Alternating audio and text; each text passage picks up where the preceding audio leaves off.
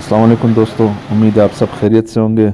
अगर आपने खुशदार मुल्ला चुट्टो का ये खूबसूरत आबशार देखना है तो वीडियो में मेरे साथ आखिर तक बने रहिए।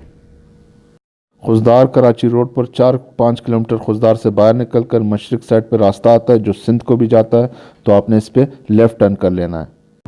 वादी मूला से पहले ही रास्ता खूबसूरत होना शुरू हो जाता है और जैदी के खूबसूरत खजूरों के बाग आपको नज़र आना शुरू हो जाएंगे। जगह जगह आपको पानी और पिकनिक स्पॉट्स नज़र आएंगे।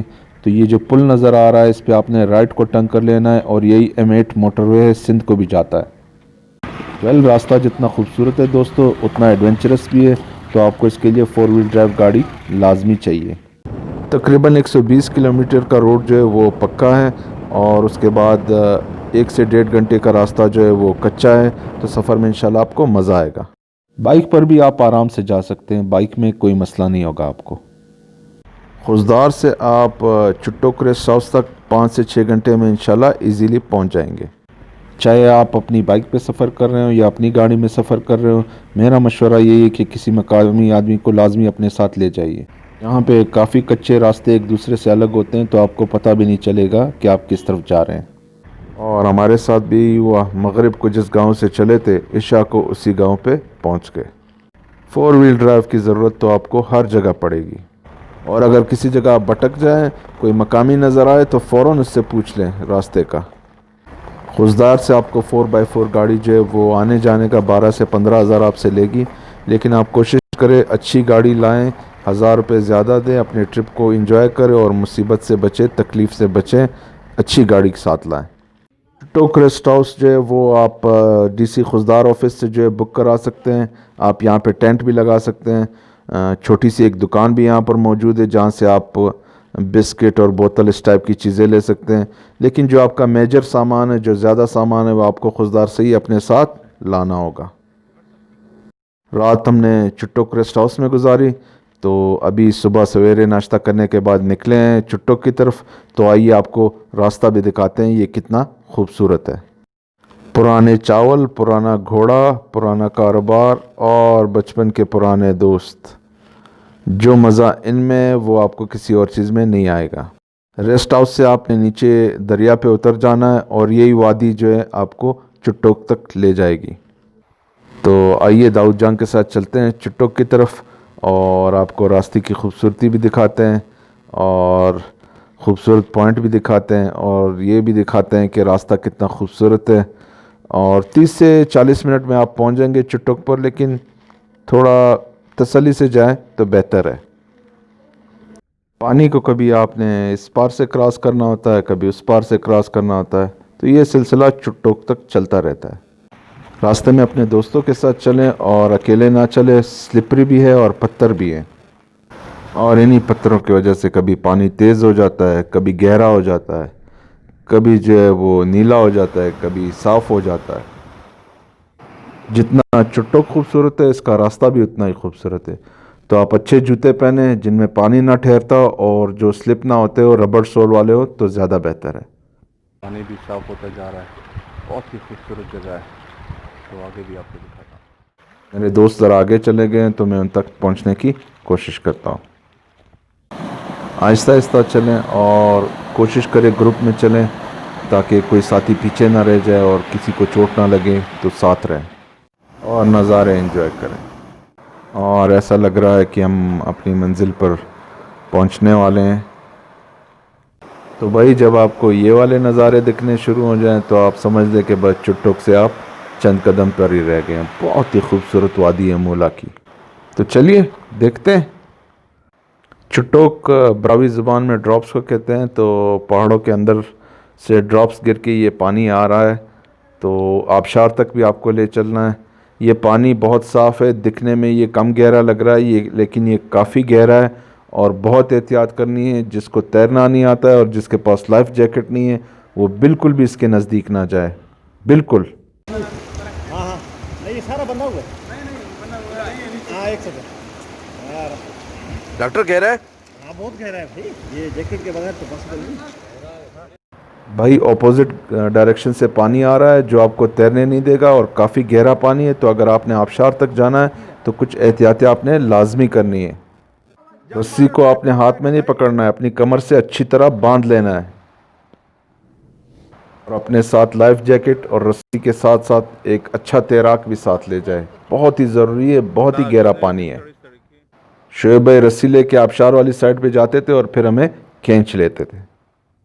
तो भाई अगर मैंने आबशार आपको ना दिखाना होता ना तो मैं कभी भी इस पानी में नहीं जाता। और दूसरों को मशवरा देना बहुत आसान है, जब खुद पे बात आती है तो फिर टांगें कांपने लगती हैं। तो रस्सी आप एहतियात करें कि किसी जगह फंसी हुई ना हो।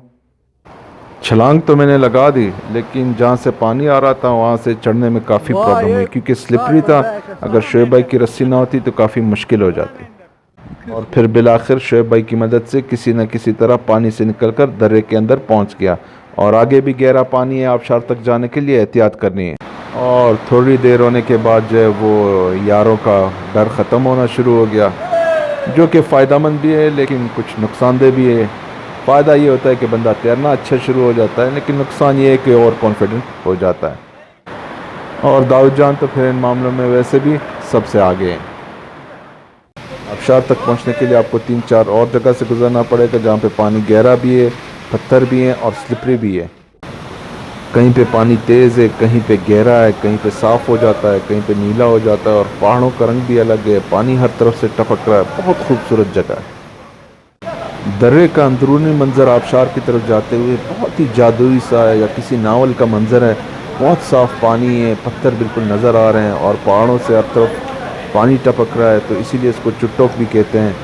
बहुत ही जादुई और अजीब सा तिल्स्माती मंजर है। तो चलिए आपको आबशार भी दिखाते हैं।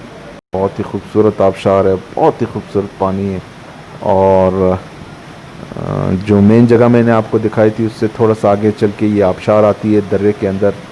खूबसूरत आबशार है, बहुत ही तेज़ आबशार है और बारिशों में इस पानी का बहाव जो है बहुत ज़्यादा तेज़ हो जाता है और जब बारिशें ना हो तो पानी काफ़ी साफ़ होता है और अजीब भी अशकाल के पहाड़ थे यहाँ पे।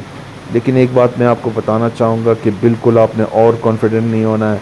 आपके अगर जूतों में पानी नहीं जाता है तो आप जूते पहने रखें, तेज़ पत्थर है और लाइफ जैकेट आपने नहीं उतारनी है और अपने दोस्तों से बिल्कुल अलग नहीं होना है, साथ चिमटे रहिए।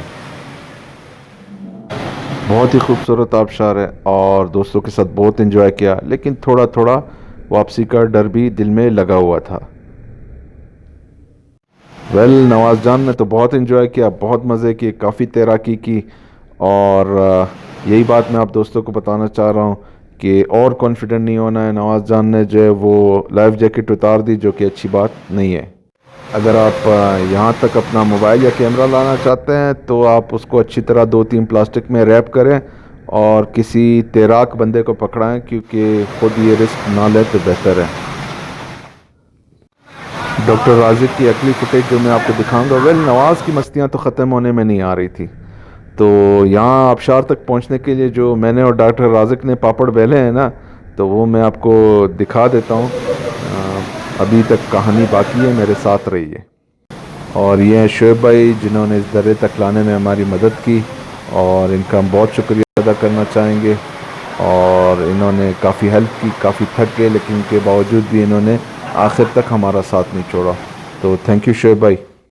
तो चुट्टोक जो है वो इन ड्रॉप्स को कहते हैं जो पहाड़ों से गिर रहे हैं लोकल ज़ुबान में। तो ये डॉक्टर अब्दुल कदीर अबड़ो हैं। तो चलिए वापसी करते हैं और वापसी की फुटेज आपको दिखाता हूँ।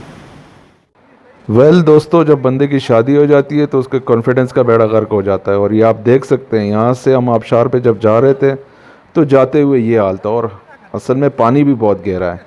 और वापसी का कॉन्फिडेंस भी मैं आपको दिखाता हूँ, ये पानी के मगरमच्छ बन गए थे बाद में। वैसे भी वीडियोस पे मैं वॉइस ओवर ही करता हूँ आमतौर से, लेकिन कुछ फुटेज में लाइव भी बनाता हूँ।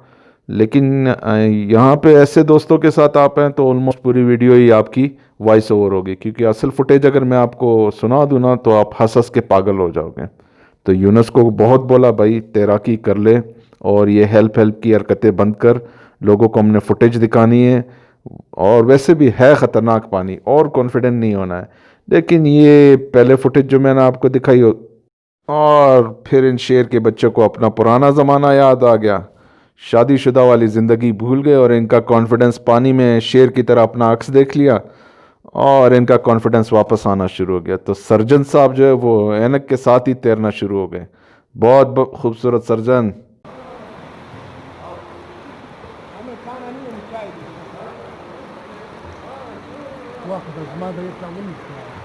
क्या बात है यार, क्या बात है, ज़ेद रस्तम करता दाऊद जान।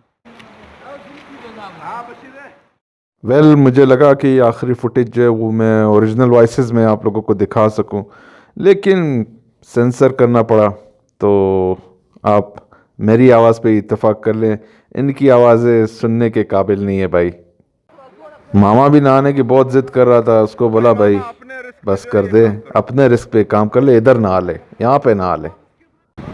और फिर दाऊद जान को भी मामा के साथ लगा दिया। मामा का भी आखिर पानी से निकलने का दिल नहीं कर रहा था, मिन्नतें कर कर के थक गया, भाई चलो वापसी करते हैं। दिल तो नहीं कर रहा था, लेकिन वापसी का सफ़र बांधा और आहिस्ता आहिस्ता अपनी मंजिल की तरफ चलना शुरू किया।